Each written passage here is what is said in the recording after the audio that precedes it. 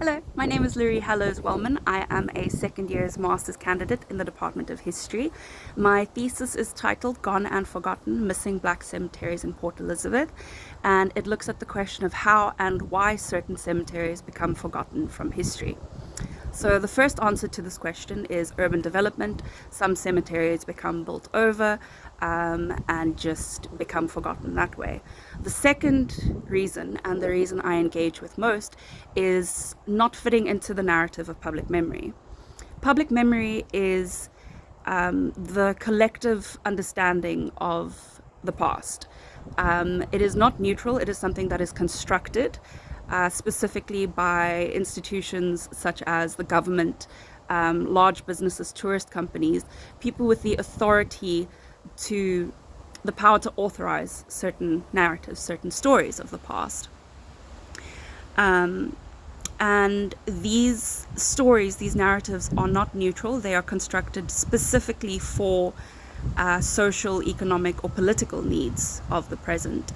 An example of this would be the memory of the concentration camp cemeteries during the apartheid period.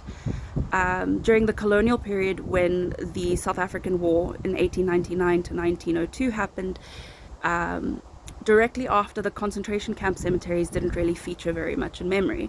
It's only in the apartheid era when these cemeteries were taken to tell the specific story of suffering, of victimhood, especially in service of Afrikaner nationalism. So certain cemeteries don't fit into this narrative. In post-apartheid South Africa, we specifically look at the graves of liberation heroes of the apartheid period, of struggle heroes. And when this happens, every period during our history, there's a specific story that is told. And when certain cemeteries don't fit into this narrative, they become forgotten because there's no reason to remember them. This also authorizes a very certain story of who is important and who is not. So that is my project. I look specifically at 3 black cemeteries from Port Elizabeth that have been forgotten, and that is pretty much my thesis. Yes, thank you so much for the opportunity to do this, and I hope you have a wonderful day.